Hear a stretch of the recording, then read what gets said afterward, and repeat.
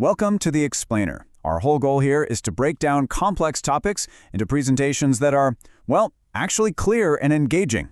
All right, so today we are diving deep into a name you've probably seen everywhere, Hostinger. We're going to cover the whole shebang, how big they are, where they came from, what they say makes them great, what real users think, and yeah, we'll get into the controversies too. By the end, you should have a much clearer picture of what they're all about. Okay, first things first, let's talk scale. Just how big is Hostinger, really? You see their ads everywhere, right? But what's the actual size of this operation? Get this, according to them, they're serving over 4 million clients across the globe. And what's wild is how fast that's happening. They only just hit the 3 million mark earlier in 2024. That's some serious growth. So it's not just about the raw numbers. It's this combination of being everywhere, 150 plus countries, and having that growth recognized. Making it onto the Financial Times list for 6 years in a row, that's no small feat. It tells you they are playing to win in a super crowded market. Okay, so how did they get here? Let's rewind a bit and look at their origin story. Every big tech company has one, right? And Hostinger's story? It's a classic startup journey, bootstrapped from the ground up. So check this out. We're talking about a 20-year journey here. It all kicked off back in 2004, not as Hostinger, but as this small company in Lithuania called Hosting Media.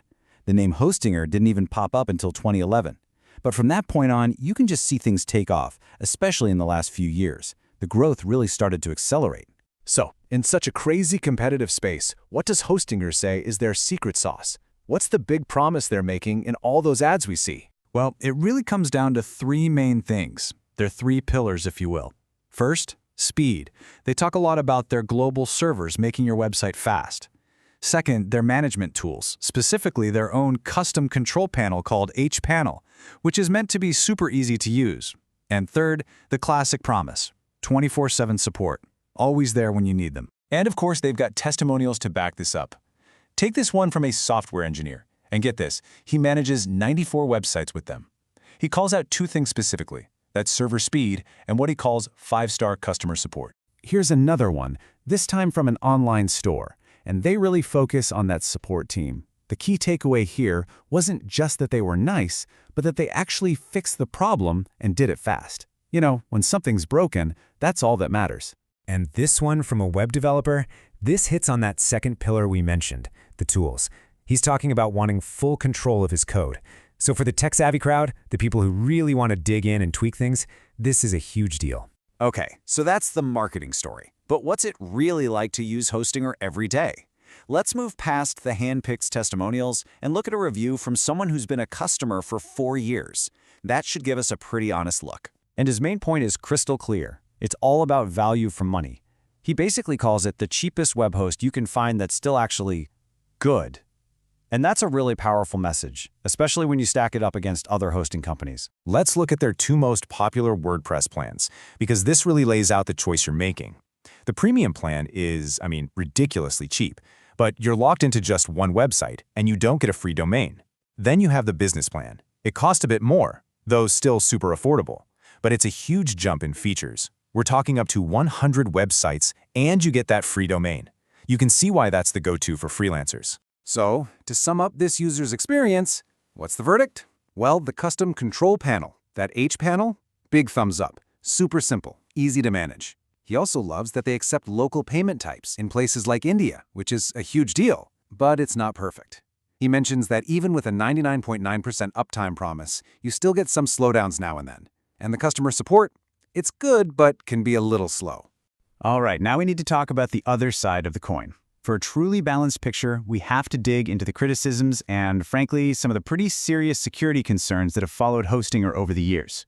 And yeah, this is where it gets a little messy. Hostinger talks a big game about their security, advanced anti-DDoS solutions, all that stuff. But then you look at the record. Back in 2015, their free hosting service, you might remember it, 000 Webhost, had a massive data breach. We're talking 13 million passwords exposed in plain text. That is not good. And it's a really tough look when you're trying to sell yourself as secure. And this wasn't just a one-off thing in the past.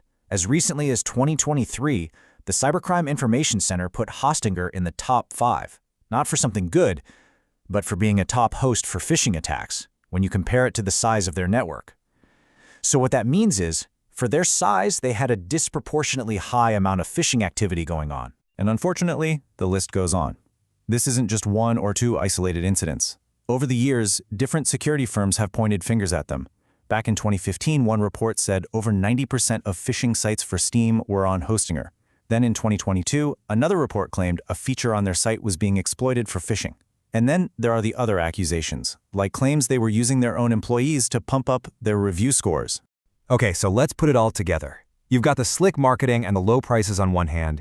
You've got some genuinely happy long-term users.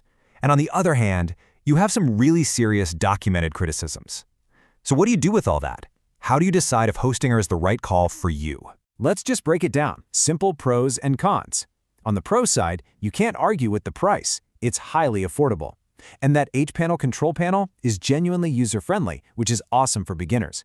But on the con side, that's where you find the past security problems, the concerns about phishing, and the reports that customer support can leave you waiting. And yeah, the history of controversies in general. So it really comes down to what you're building. If you just need a simple website, like a personal portfolio, that base plan is incredible value, hard to beat.